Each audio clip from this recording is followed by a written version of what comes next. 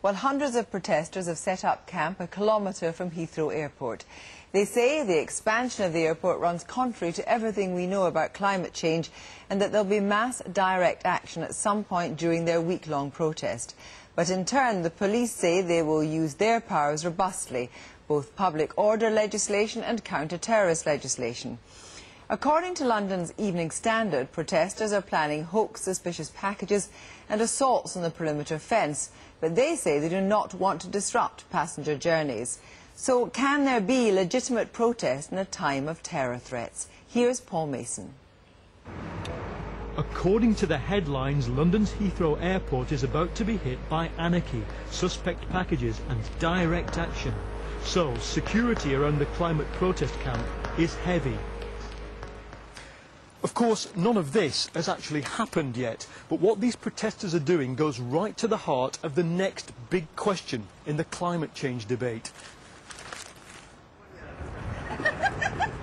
Economic growth, or lack of it. Though they've planted themselves right in the path of Heathrow's proposed third runway, this is about more than just an airport.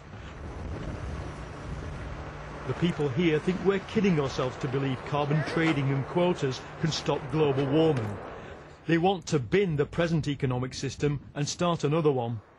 We live in a society that simply cannot carry on, and that the massive expansion of airport and the aviation industry needs to be stopped because it's a matter of survival. The idea that we can have an endless growth economy on a finite planet is just absurd. It's just not possible.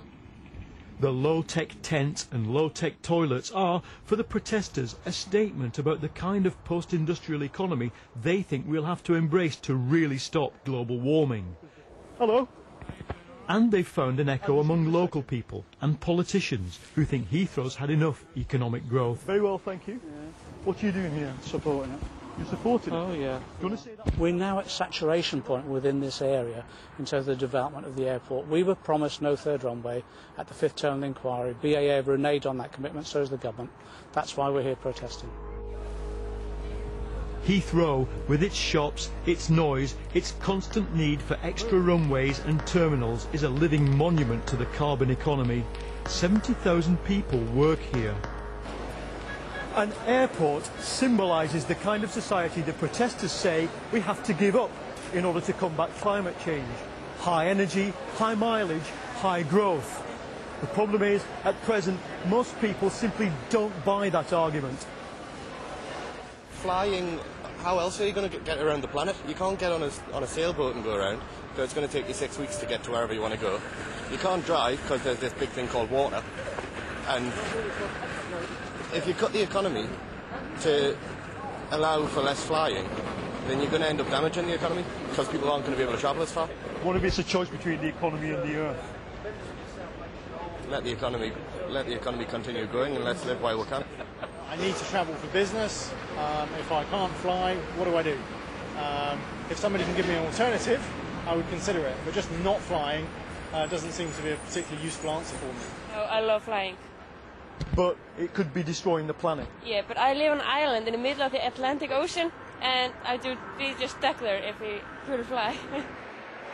The airline industry gives off just 7% of carbon emissions, and tonight industry bodies hit back at being singled out for this protest. Well, the response to the low growth argument is that we need solutions which are economically sustainable as well as environmentally sustainable, and we need solutions which are not going to disproportionately impact on people who are in low-income families or in ethnic minorities who more than most rely on affordable access to long-haul routes. And so, you know, we need an answer which is right for them as well as right for the protesters at the camp. BAA and the government have made it clear they will tolerate no disruption, and the police have used anti-terror laws to search those entering the camp. We recognise their legitimate concerns about climate change, but equally we've seen in their past demonstrations that they have interfered with operational issues.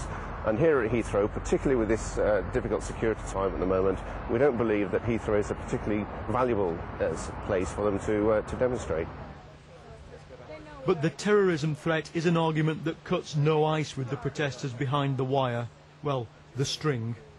The idea that we would stop, you know, taking stop protesting because of a terrorist threat, that's like letting the terrorists win. That's saying, okay, everybody stay in your homes and be quiet because there are terrorists out there and we're going to run the country how we want. And you have no say in the way the world works because there's this terrorist threat. And that's absolutely and completely outrageous and irresponsible. There's a political consensus now that carbon must be cut to save the globe.